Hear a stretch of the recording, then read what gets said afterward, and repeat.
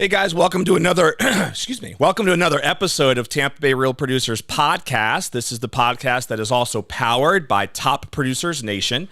It is the podcast that is made for real producers, by real producers, and with none other than Tampa Bay's real producers, such as our guest today. This is Bailey Vasti. How are you, Bailey? I'm good, thank you. Yeah, it's great to have you here today. You might have recognized Bailey's face on one of our featured spotlights recently. Bailey was our Rising Star article in our February of 2024 issue, so just literally last month, as I can't talk anymore, of course. I'm rubbing up on you. Yeah, no doubt. I guess so. So, Bailey, let's start with just your story. I mean, for people who really, maybe they read the article, maybe they didn't, but we'll start a little bit with just how you got to Tampa Bay. Did you grow up here? If not, how did you get here? Okay. And then eventually, how did you get interested in real estate? Born and raised here. So my grandfather was even born here and went to St. Pete High, but we all went to, my mom, my aunt, my uncle, my grandma, we all went to the same schools. My grandma taught at all those schools. So just a really, we have strong roots in the St. Pete area. Sounds for sure. And for real estate, I got into it about 8 years ago, and it was something that I always wanted to do because I love our area. I love our city. I'm incredibly proud and feel very blessed to live here, and love people, love relationships, and I've just been so interested in homes and helping people find their match, and real estate was just something that really I had just honestly always wanted to do it, and sort of jumped in. Was there anyone else in your family that was in real estate? No. So you were the first? Yeah. Okay. And you said you got licensed 8 years ago? 8 years ago. Okay, cool. And now, if I remember correctly from your article, you were doing it part-time at first, right? No, I started one day, and I was going back to work. I had 2 little ones at the time, my 2 youngest, and wanted to get back in the workforce. Did not want to go back to the corporate world when real estate was something that I had always wanted to do. And I had tried to get my license before, but with 2 small little ones, it just wasn't going to work. So I waited, and then 8 years ago, decided that this was what I was going to do, and just honestly went all in. Did you? Okay. And all in it was. Now, what was it like for you in that first year or so? Terrifying. Oh my gosh. Terrifying. I mean, I was so nervous just to even take the test. I was so, this was like what I wanted to do. So failure was just by no means an option. And there's just so many personal things that kind of went into me doing this part of it and getting into the real estate world. But when that first year I had no idea what I was doing. I had no idea what to expect. Did you join a team, or did you have a mentor in the beginning? I never. So you were figuring a lot of it out on your own. I wanted to do it on my own, right? Because I knew I could. I needed to figure it out on my own. I needed to do it on my own. I was very blessed. I had a lot of incredible people that were around me that were willing to help and wanted to help. And I took full advantage of, just really being a sponge to all the knowledge that they had, because they were really good at what they did. Yeah. They're still really good at what they do. And I admire them, and I still keep in touch with all of them. But they, I shadow them. I watched them. I learned from them. I followed them. And there were agents that I followed when I knew I wanted to get in the industry, but I wasn't in it yet, just watching what they did and how they did it. And I even called them and just said, hey, look, I just got my license. This is something, what kind of advice do you have for me? And they were all incredibly humble and kind and wanting to help. That's good to hear. And sometimes there's like a feeling, that. I think, out there that agents are cutthroat and competitive and not there's wanting to see. There's some that are like that, of course. But there's so many good ones. There really are. It's been our experience, too, with real producers. A lot of the top people seem to be the ones that have that heart to want to share and give. And probably why they're successful, too, and why they stand the course of time. Because, like I said, the ones that really helped me when I started, are still the top agents, and we still keep in touch, and they will still answer questions if I have them. But there's so many good people. There's so many good agents, no doubt, out there. Now, if you don't know, Bailey is with Next Home Luxe Coastal, right? And Bailey, just last year alone, by the way, in 2023, did over $42 million in volume. With 20-something units is what we saw. So there's a luxury side there that I know you've had a lot of success with. I'm sure we'll talk about that. Was that your best year ever last year? Last year was. 2023? Yes. Awesome. Which, again, for many agents, that was a struggle, a down year for many. And so Bailey obviously had a nice breakthrough year last year. Let's talk a little bit about just the evolution of your business. So I don't know if you remember what you did in your first full year. Oh, yeah. As an agent, what did those numbers look like? Do you remember? My first year, I think I might have done 5 million maybe my first year. Now, has it gradually just kept growing year over year? It has. And so what would you attest that to? Just the relationship development or anything else? Confidence, I think, for sure. And yes, absolutely, relationships. That's something I've always prided myself on, is just the relationships that I have with people. But I think that the longer that you're in the industry, the more people are familiar with what you do. And, now it's been 8 years. So I feel like now, there's a lot of people where I've sold three homes. It's that time where I've sold them something, or I help them get into a home, and, now they're looking again. But a lot of it is just your word of mouth by people that you've worked for, that you've helped. And then they start talking about it, and most of it has been just referral based. The vast majority of it. Is there a specific niche or an area of Tampa Bay that you get most of your business from? Mainly waterfront. I will go anywhere and sell anything. But I would say the vast majority of my business is waterfront, from like probably Terra Verde to Clearwater. And you live over there? Okay. Yeah. So, were you focused on that as a target from the beginning, or did that evolve as well? I always knew and wanted the luxury market to be something that I did. So I wanted to do focus on higher end homes and less transactions. I'm still a mom and I'm a wife, and those are, I will always say those are the two most important things for me. So I wanted to be able to, and for my business, to offer more of like a boutique style business where I will only take on so many listings, because I want the people to work with me and I want to work with them. Like, there's things I don't want to let go of just because I thoroughly enjoy them. You know, I thoroughly enjoy showing buyers into homes. I thoroughly enjoy walking an agent through, one of my listings that's maybe not familiar with the area, so that I can brag about how awesome this particular area is, or brag about the home, or just getting to meet them. So I like keeping it less so that people can always get a hold of me. I know what it's like, and I've worked with agents that have so much going on that it takes them a day or two to respond. Totally. And you'll it's totally hear different from business me. when you're dealing in like hundreds of transactions versus. So I didn't 20, want that. I wanted to.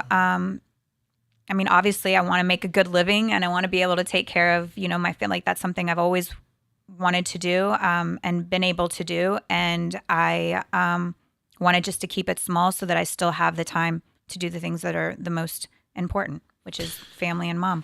Yeah. So let's, I think there's obviously an expertise here that you have in dealing with the luxury seller and buyer, right? And you've been kind of perfecting that, I would say over these years, or continuing to work on it.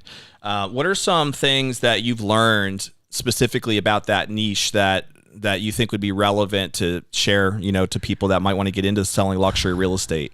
I'm sure you've also dealt with what you would consider to be the non-luxury market in some capacities. Gosh, yes. But there are some differences, wouldn't you say, between the two? I think that there tends to be a misconception that the people are so different if they're able to qualify for, a $3 million house versus a $500,000 house. And I try to take all the zeros out of the equation and just treat each transaction in a very personal manner. But I think that it's important when you're selling, I mean, whatever you're selling, I mean, if it's higher end homes, if it's middle class homes, if it's, whatever the case may be, is to totally get yourself into that environment. So, knowing just becoming a part of whatever that type is that you're selling to, if that makes any sense. So where are those homes specifically? Where do they go to school? Where do they eat? Where do they shop? What do they like to do? And just embracing and getting involved in whatever area that is. And so is that how you built your network, is just community involvement, getting connected with various groups in the local area? Yeah. Is that how it started to snowball for you? Is that where your lead flow comes from? Yeah. I mean, it started with just friendships and family, and us, with just one person giving me a shot. Yep. And I took full advantage of that shot. And I mean, I felt like I perfected every step in that. I mean, I gave every single step from beginning to end. I mean, I just tried to perfect that spot. They had such an incredible experience, the seller and the buyer, in that particular situation. You represented both? I represented the seller, but and it was my first it was my first $1 million listing. I'll never forget it. And it was a couple. They had known me since I was, I think, 8 years old, and they really gave me a shot. They believed in me. They knew my work ethic just from my past jobs and just from me and how I was as a person. They knew, I mean, I was literally going to give them everything, and there was going to be nobody that was going to work harder to sell that house than I was. And I was 100% confident in that. They knew that too. And they knew I would do whatever it took. And I did. But then it was just such an awesome transaction. I mean, I'm actually friends with the people that bought the house now. And they follow me with business now and things like that. So that just turned out to be such an incredible experience. They referred me to someone else. Then those people referred me to someone else. And it just grew from there. Did you say earlier that the vast majority of your business right now is through referrals? Oh, absolutely. Yeah. Yeah. Very Absolutely. Cool. Do you do anything else like lead gen, other strategies, or not really? I don't. Okay. This is going to be the first year where I'm starting to do like heavier marketing. And a lot of the things I'm doing this year is really just to kind of get out of my comfort zone, and just be better at other areas that maybe I'm not so good in, or things that I need to be, I need to perfect more. And that is more of like lead generating and business. But I honestly didn't want to I was so busy that I, at the time, didn't think I could even handle anymore. And I didn't want to be that person that brought, for me, again, I felt like I have a lot in my life to manage already. And I didn't want to bring more people on to manage that as well. I just wanted to sell houses, and I wanted to work with buyers. That's all I wanted to do. I didn't want to manage anyone else. Yeah. So that might change, but at the time, I mean, like I said, I really like all aspects of it, minus like the compliance and paperwork stuff, stuff. But like just being with the people, being with the buyers, and being with the sellers, I love it. So I want to be. So what are some of the things you're changing this year? Well, saying yes to this. Which we're glad you did. I'm too. The panel, doing that, because I'm very much, I like being one-on-one, but I don't like the attention per se. So that makes me nervous. You were great on the panel. You crushed it. But I don't like, it makes me nervous. Those things make me nervous, the attention part. But I love being with people. I just don't like it being spotlight on you. Yes, I don't care for that as much. So you're telling me you don't want to get nominated for Rising Star of the Year? No. It's nerve-wracking for me. Which is so funny because I used to give talks in front of hundreds of people all the time growing up. So I don't know why I don't know. I like sharing in moments. It's just hard for me to be the center of it, I guess. So things like that, more marketing, putting my name out there more, looking into possibly growing a team, and just doing a lot of due diligence and things like that. sort of preparing myself for is that something, like just really kind of zeroing in on if that's something that I want. That you really want to do. Yeah, that I want to do. You mentioned some of your past jobs earlier. What did you do prior? Sold software. Okay. Interesting. It's a corporate position? Okay. So traveled all the time. 9 to 5 type role. Oh, I mean, it was more than that. But I traveled Always all is. the time and managed a division for the Southeast. So I traveled a lot and I did the management portion. But I like being in control of my own destiny. So I like being the one I like making the money. I like being responsible for myself, if that makes sense. And how long were you in that industry? Almost a decade. And did you always kind of have this inkling that you were going to eventually break out and do always your own wanted real to estate do real thing? estate. Always. Yeah. Was there ever was there a specific like moment as to what caused you to finally make that decision and make the jump? I was helping people find houses and not getting paid for it. So I would be the one. Just friends? Yeah, Who friends. knew you liked real estate, you mean? They were buying something and I'm like, well, let me look here. Did you check out this area or that area? And then helping them. I'd be on Zillow or Realtor.com, trying to find them houses, driving by the houses, looking at for sale by owners, telling them how, if they were getting ready to sell their house, what they should do to it, or how to minimize the things in the home, how to stage it. How you were basically their agent without being their agent. And I loved it. I'm like, well, this is kind of crazy. I was caught in a sort of a point in my life. My ex-husband one day came home and said, hey, by the way, I'm going to put all our money back into the business. And so you're going to have to go to work again. I'm like, and he wasn't going to take a paycheck anymore. And I'm like, all right. So if I'm going to do this, I'm not going back to what I was doing before. I'm going to do what I always wanted to do. And we're just going to have to figure it out. And I did. And it worked out. And it did. That's cool. Yeah. But that's why failure wasn't an option at the time. I had to, I had to take care of things. So yeah, you wonder how many people are out there that have maybe an inkling that they have a desire that they want to go after, but there's just a lot of fear built up as to why can I really do it, especially when they have a family and they have kids and they know that it's affecting a decision like that's affecting more than just themselves, right? Yeah. I mean, it's terrifying, and I feel like it's just now, and it doesn't mean that I still don't get nervous about things, but I feel like just now, and it's been 8 years, and I am in the point where, okay, like I know it goes like this. I know that that's just sort of the industry. I remember a time, I think it was during COVID, it was like 2020. And I remember thinking it was April and I hadn't sold a house yet. And I'm thinking, oh my gosh, I've got this to take care of and this to take care of. And what if I don't sell another house this year? What if, because the phones just stopped ringing for like 3.5 weeks, right? Nobody was like wanting to see homes. Nobody was wanting people inside their homes. If you had listings, it was kind of terrifying.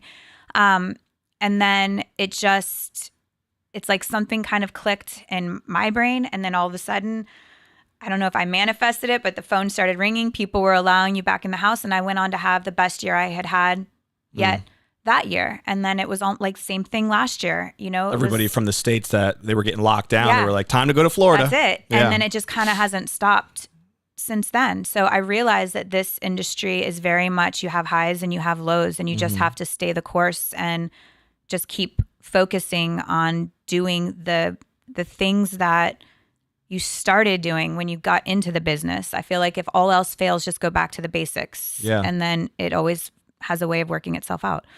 Are most of your clients, Bailey, like local people in Florida, or do you find a lot of people that come from out of state that want to buy a luxury property down here? I would say so. Most of my listings are going to be from local people. And then my buyers are either going to be local people that were referred or people that will call on my listings. And a lot of them are from most of them are from out of town. Do you do anything intentionally to try to attract out of market buyers? I have not in the past. Okay. This year, yes, just with some of the marketing that I'm starting to do, I will. But in the past, no. I mean, I really just relied heavily on my referrals, and my sole purpose was to honestly try to make it the best experience possible from start to finish. And when I say start to finish with each of them, it's, treating the lenders with respect and treating the inspectors with respect and treating the appraisers with respect. Everybody in between. It's not just the seller and the buyer. It's all the people that are part of the process. Because especially, our area is small. So if you get a bad reputation or you treat somebody not well, word travels pretty fast. And I've lived here way too long. Don't want to put that at risk. No, not at all. Not my integrity, not my reputation. No, thank you. Now that you've had this career where you were in corporate, right? And now you've had this career where you've ran your own business in the real estate world. Like, what do you think you find the most rewarding about what you do now? I answer to me. Obviously I answer to the people that I work for, which I feel like lately,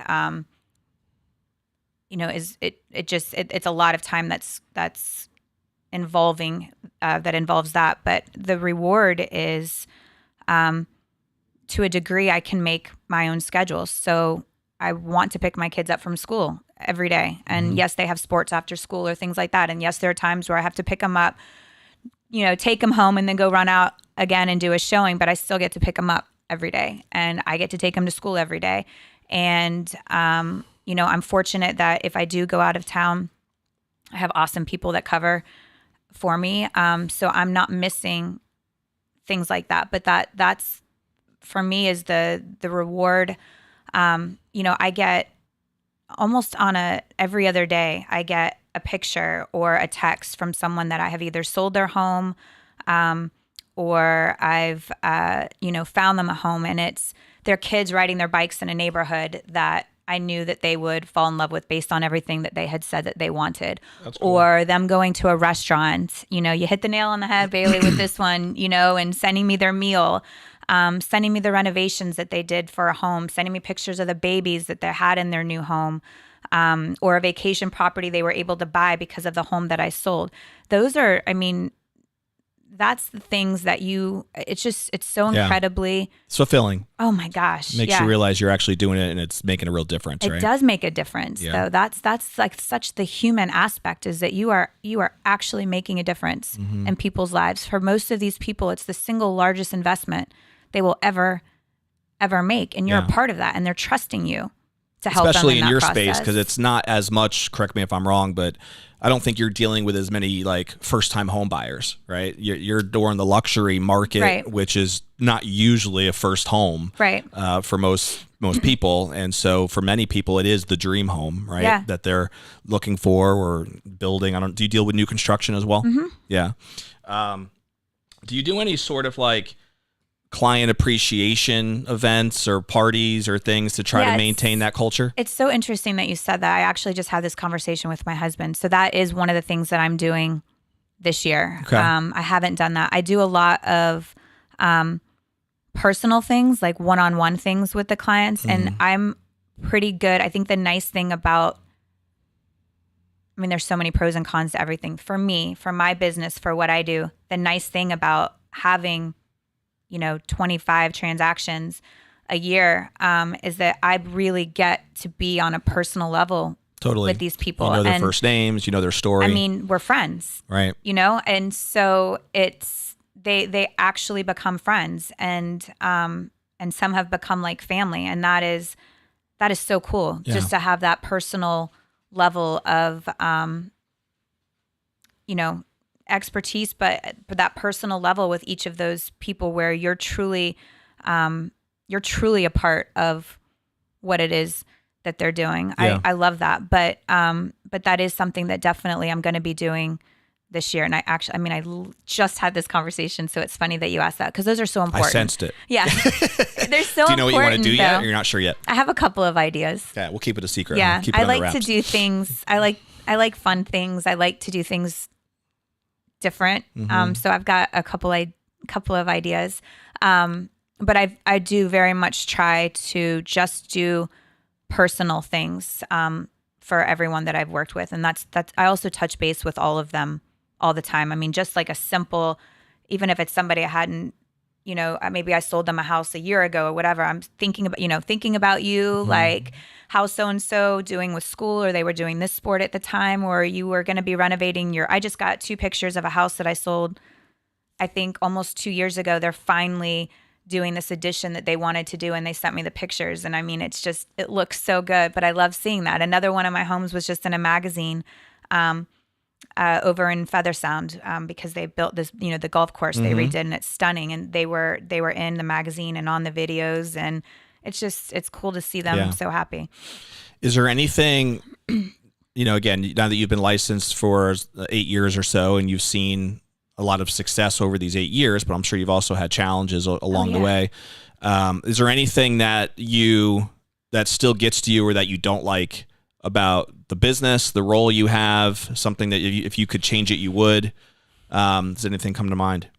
I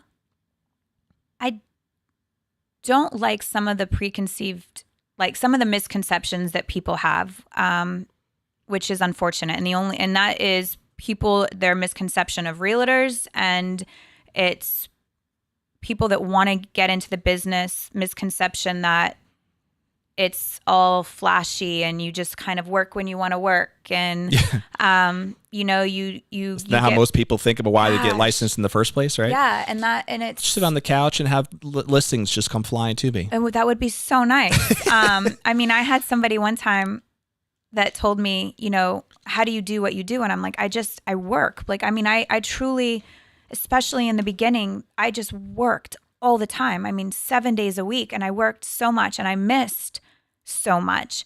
I missed a lot, but everything I did was to get that business to a point where I didn't have to do some of that anymore. And I think what people don't realize too is about realtors, and look, there's some not great ones. I mean, sure, there is, but that's in every industry. There's not a huge barrier to entry, right? But there's so many good ones. But we also, like, for a lot of us, and I would say the vast majority of us, we work our butts off. We really do. And we're doing it on times when other people don't want to work. So it's on the 4th of July or, Christmas Eve or whatever it is, you have showings. And I feel like people also don't realize that sometimes you could work with a buyer for 3 years. Right. Especially in the luxury space. Yeah. I mean, you could be showing them 75 houses over that period of time, and that's nights and weekends, and you might have dinner plans, but they flew into town and they want to see a property, so you no longer have dinner plans and you're out showing property. And it's times where you could spend a fortune in marketing and a lot of hours on listing a home, and for whatever reason, I don't know, the listing runs out, or you don't get what they want, they don't get what they want. And so, I mean, things happen, but I would say that's the one thing I don't like is the misconceptions. There's not much we can do about it except try to prove people wrong and just keep doing the right thing and keep doing what we do. Well, you're one of the good ones, Bailey. And I think you're doing things right. Your business kind of speaks for itself because of it. Anybody who can grow the business annually the way you have without really heavily investing in marketing, which I know you're going to start doing more of that, you said, but I mean, you've been in the business over 8 years. You keep growing your volume. Anyone who does over 40 million in volume, and it's pretty much all referral based, speaks a lot to how satisfied your clients are. And so that's something you should be proud of, and why we're excited to have you on the show, and why we featured you in the first place, and also the fact that you were great on the panel too. So that was all good things. For people who don't know you that well personally, let's just for a few minutes dive into some more of your story. So you mentioned earlier you have 2 kids, 2 daughters. Oh, there's 5. 5 kids. What was I thinking? 5 kids. And so how old are they? So 27, 24, 19, 13, 11. That's some gaps there. Yeah. Okay. Blended family. And so what do you guys love to do for fun? What just keeps you busy when you're not selling real estate? Definitely being together. I think it's pretty cool that we all enjoy being together as much as we do. We're horrible. Are they all around here? Oh yeah. They are. We're horrible at getting family pictures. But we're together, all the time, which is awesome. So whether it's being on the boat, traveling, we love to cook as a family, so that's something that's a lot of fun and important. Anything outdoors, we love the mountains. Do you have a favorite place to go when you travel? I'm Blue Ridge, Georgia. Okay. Like super Yeah, it's fan pretty of. up there. I grew up going to Blairsville my whole life, so I love that small town. I feel like it's not so small anymore, but I love the mountains. I love the solitude, and again, just everything outdoors. I love. Yeah, we take our kids up to Gatlinburg a good amount. Oh, The yeah. Smoky Mountains up there. Yeah, they love it. It's like Very different than Florida for yeah, sure. for all the vacations that we've taken. And what's interesting is from 11 to 27, their favorite vacations have always been when we've gone to the mountains and rented a house or something like that. Right. Those have been the best of times. And we've gone to some pretty cool places, and that's the place that they all want to keep going back to. Yeah. And it means, well, growing up in Florida, you don't get to see a lot of mountains. True. So that it's unique and special, right? Yes. And it's a place that feels like home to me just because I grew up going there every year since I was a baby to the same spot. So it's definitely a part of home. And and we love the Keys. We love to fish. Do you live right on the water? Mm-hmm. Do you guys have a boat? We actually just sold it because we want a place in Blue Ridge. So what they say is true. That's the best day is when you get to sell the boat. When you say when you can sell it for more than what you paid for it. Right. Those are good times. Those are good days. So it yes. was like that was a no brainer, and all the kids are so active here. So it's like even when we are here, my husband and I, we took a thing, and I think it was from like September to March. How often are we going to be able to use this boat for those times? Right. And it wasn't much, so it just made sense at the time. How long did you have it?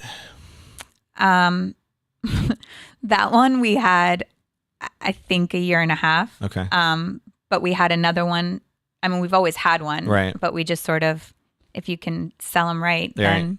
Well, that is the old not? adage, right? The second best day is when you buy it, best day is when you sell it, right? So I guess we love it. We love being on the water, but we want to try something different. So we're holding out for a house. But you're staying on the water. Oh, gosh, yeah. Gotcha. Yeah. I mean, it's paradise. Yes, it makes just, sense. If you like water, you're in a good spot for it, oh, for my sure. goodness. It's solitude. It's heaven. Yeah. Couple rapid fire questions too, which I think will give the audience a little bit more information about you too. So do you have a favorite like book or author or seminar even that maybe even a podcast other than our own, of course, that you've attended that you feel like has really made an impact on you or that you've read? So our CEO, James Dwiggins, has a podcast. And of course, now I can't remember the name of it. But he does it with another, this guy, Keith. It's part of the Next Home executive team. And I just learned about it probably about 2 months ago, and I'm obsessed with it. Nice. So what do they I do love on the show, interview agents or? They talk just about real estate. And they'll interview agents. They'll interview all kinds of people. That I know that they had the guy on from NAR, the CEO from NAR was on. They do a lot, but you learn a lot. They're, what's really, really cool about Next Home for people that don't know is that the majority, if not all of them on our executive team are just highly, highly respected and admired in our industry. Mm-hmm. And they're quoted all over the place. And have you been with Next Home the whole 8 years? No, I just started recently. Okay. Yeah. And I'm obsessed with it. Okay. I love it. And I haven't felt so passionate about where I have worked yet.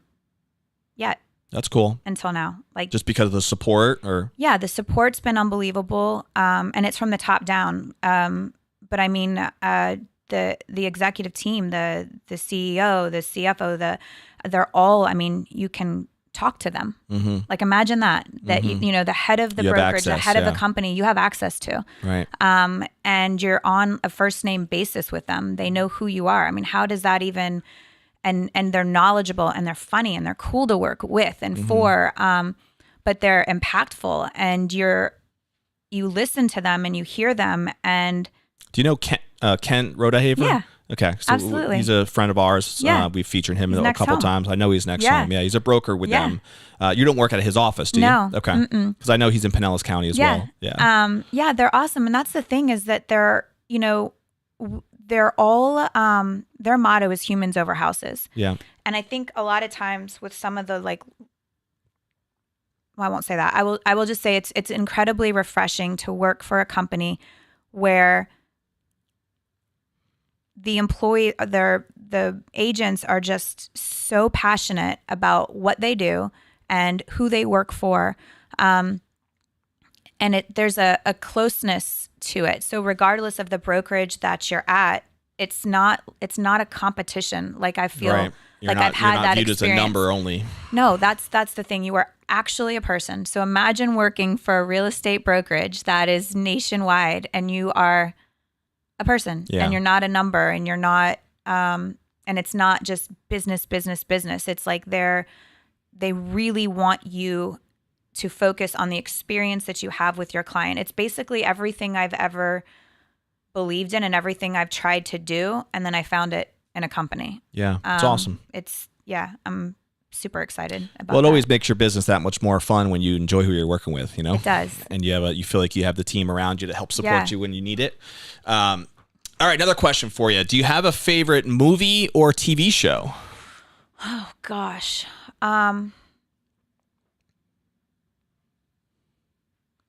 Favorite movie? I'm sure you sit around and watch a lot of TV, Gosh, right? I don't, but I mean, classic Top Gun. I loved that Top movie. Gun, That huh? just Well, old school. we haven't heard that one yet, I Both don't of think, on them. the show. Huh, Both Rob? of them. Top Gun? That's a new one. I loved that movie. I mean, it's not a new movie, but it's a new nomination. There's so many. I feel like I could go. I mean, there are so Were many. you a fan I of love Top Gun 2 that Godfathers. just came out? Yes, of course. There you go. There you go. You know, all the Godfather. I think I love stuff like that. I was seriously a Tom Cruise fan growing up. Oh my gosh. Most women are, aren't yes. His smile. His smile was just like That's electrifying when I was younger. I was like, oh my goodness. And TV shows, I mean, just kind of like the mindless shows. We'll watch things on Netflix. Right. Yeah, we're like, my husband and I are just a sucker for some of those things. I never watched that much TV, but then now it's just sort of relaxing to kind of unwind after a day and lose yourself in some sort of series or something like that. So with Vasti, last name, I'm assuming Italian? Yes. So do you like to cook Italian food? Oh yeah. Okay. He's got like his own this whole sausage. I mean, he makes his own sausage, that's what I'm talking about, and it's so good. Next time we do I like that. It's good. My wife is half Italian, so she likes to make some pasta So then meals. you know the I food know is that, good. yes. Homemade pasta and homemade pizzas and homemade sausage. Can't go wrong. And, no, I'm not complaining. Have you ever been to Italy? Yes. Yeah, me too. We spent about a week and a half out there. It was awesome. What part? Rome and Florence. Yeah. I want to go to southern Italy. I do want to see that part. I've never been anywhere else other than that. It was just one trip, but I'd like to go back. I love it. I just want to eat my way through there. Yeah, and mean, the food like out there, homemade pasta a meal is like a 5-hour event. It's just they space it out perfectly, and they But don't it's stuff so you. affordable there. I mean, I felt like we ate like kings, and it cost like a third of what it is going out for, to dinner around here. Right. And it's all homemade. And Yeah, we get fed like pigs here. It's just a huge dish, and my mouth is watering stuff yourself. thinking about like truffle pasta. We're getting close to lunchtime. Gosh. All right, we're going to put a bow on the episode, but this is a question designed to get you to think a little bit, Bailey, about your legacy, right? Okay. And at some point, we all tend to hopefully sit back on that rocking chair and think about what we'd want to be most remembered for, right? What means the most to us, professionally or personally. What do you think would be the most important things for you that you would want to be remembered for? What type of legacy would you want to leave? I think that's such a good question. I would want to be remembered for someone that loved and loved hard. Like if people would, when they thought about me, thought about somebody that was good to people. That's what I would want to be remembered for. Someone that just cared about people and was good to them. As far as like professionally, things like that, I don't really, I just would want to be known as somebody that was a good human. Yeah, are you familiar with Tony Robbins' work at all? Of course, yeah. So he teaches these principles called the significant the needs. He calls them the 6 human needs, right? And one of the whole concept is that all of us have the way we act, the way we operate is tied into those 6 human needs in some way, shape, or form, and we all have different priorities as to what those needs are, and we tend to operate in our top 2 needs of the 6, and one of the 6 is love and connection, right? I think that was number 3 on the list when he teaches the whole concepts. It was fascinating kind of going through it. He's got stuff on YouTube all about it, but in your situation, just hearing your answer to that, right? Obviously, love and connection is very high on your list from what you just answered. And then also the fact that you've built your business, if you really think about it, through that same exact need. It's been all referral based. It's been all about connection. It's been all about relationship. And I think the way you were describing your clients earlier, there's a love component there. For sure. And so it's been very aligned with the success of your business and obviously who you are as a person at your core. So it makes a lot of sense why you've been doing well.